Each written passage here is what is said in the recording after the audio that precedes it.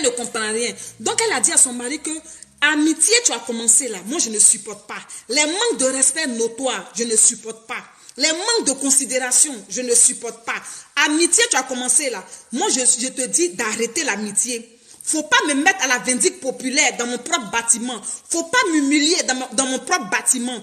Tu as commencé tes choses dehors. Je ne parle pas. Tu es arrivé maintenant dans le bâtiment. C'est-à-dire tu veux montrer que c'est toi qui es Django. Tu veux montrer que tu es plus infidèle même que le mot. Tu veux me montrer que le jour où on créait infidélité là, c'est avec ton nombril on a pris pour attacher infidélité là pour créer. Tu veux montrer que je ne suis rien.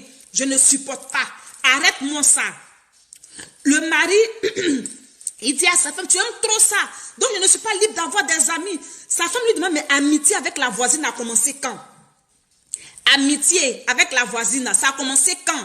Le monsieur dit, c'est pas ton problème. Tu aimes trop ça. Ce n'est qu'une voisine. Ça fait quoi si je cause avec elle? Ça fait quoi même si je la fréquente? Ça fait quoi? Sa femme dit, arrête-moi ça. Mais le monsieur continue jusqu'à ce qu'un jour, la dame dit qu'elle est partie au travail, elle est rentrée plus tôt que prévu. Elle va venir surprendre la voisine et son mari dans leur propre maison. Sur son propre lit, en train de faire crac crac boum boum.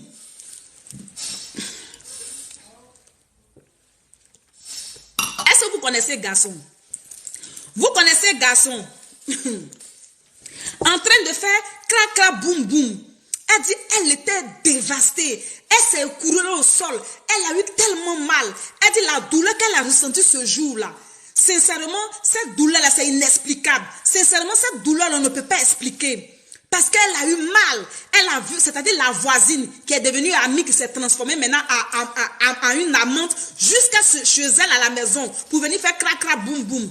Et elle dit qu'elle a commencé à pleurer. La voisine a ramassé ses habits. Choukou, choukou, choukou, choukou. Elle est passée par la porte. Elle est sortie. Elle est sortie. La femme dit, elle a pleuré toutes les larmes de son corps. Elle a souffert. Elle ne pouvait pas. C'est-à-dire le jour-là même, là, elle pouvait même piquer une crise. Le jour-là, elle pouvait même piquer une crise. Et son mari, maintenant, qui va rentrer dans un scénario, je te demande pardon, sincèrement, je ne comprends pas ce qui m'arrive. Dans ma famille, il y a trop de sorciers. Je ne sais même pas ce qui m'arrive. Il dit, il ne sait pas ce qui lui arrive, que dans sa famille, il y a trop de sorciers. Eh Seigneur, pour un garçon même est maudit comme ça là même. Quand dans sa famille, il y a trop de sorciers. Donc, il ne sait pas pourquoi. Il a l'impression que les gens veulent le tuer. Les gens veulent ruiner son mariage. Mariage que toi-même, tu as déjà ruiné. Mariage que toi-même, là, tu trompes ta femme, tu ne caches pas. C'est vrai que l'infidélité, là, ce n'est pas une bonne chose.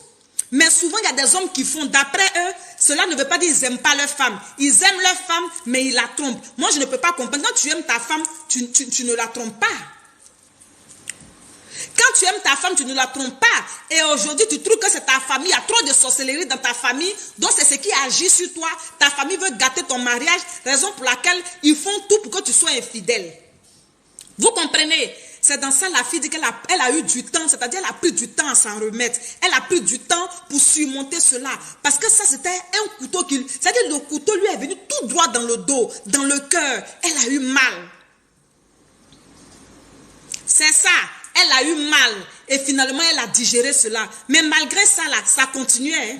Malgré ça, ça continuait. Le monsieur, il suffit qu'elle ait un petit repos de une semaine, deuxième semaine, en même temps, l'infidélité recommence. En même temps, l'infidélité recommence. La femme dit, elle était vraiment fatiguée.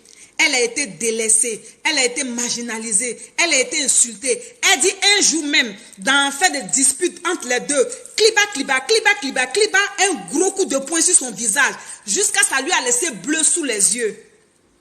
Ça lui a laissé les bleus sous les yeux. Un gros coup de poing méchant. C'est-à-dire coup de poing non mûr. Vous voyez les bras, les poings non mûrs façon là. Du façon, on dirait écaille là.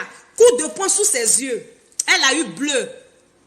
Quand elle est arrivée au travail même, on lui a demandé, mais tu as eu quoi? Puis tout ici, les noirs là. Elle était obligée de couvrir son mari. Elle était obligée de mentir. Merci Maïne Poilou Sirani. Elle était obligée de mentir aux gens pour couvrir son mari, pour protéger son mari, pour ne pas qu'il ait des problèmes. Pour ne pas qu'il ait des problèmes. Mais malgré tout ça, la une dit, elle a supporté. Elle a sauf que supporté. Jusqu'au jour. Parce que le monsieur ne voulait pas changer. Les mêmes causes produisaient les mêmes effets. Les mêmes causes là produisaient toujours les mêmes effets. Le monsieur ne voulait pas changer. Donc du coup, c'est dans ça, la une en question aussi, Il y a un Whitey qui l'a approché. La une, mais c'est pas une vilaine femme. Moi-même, quand j'ai vu la une, vous savez quoi? Souvent, quand un garçon veut te maltraiter, là, le garçon ne regarde pas ta beauté. Parce que la une que moi j'ai vue et qui moi j'ai causé là. La une est trop au point. La une est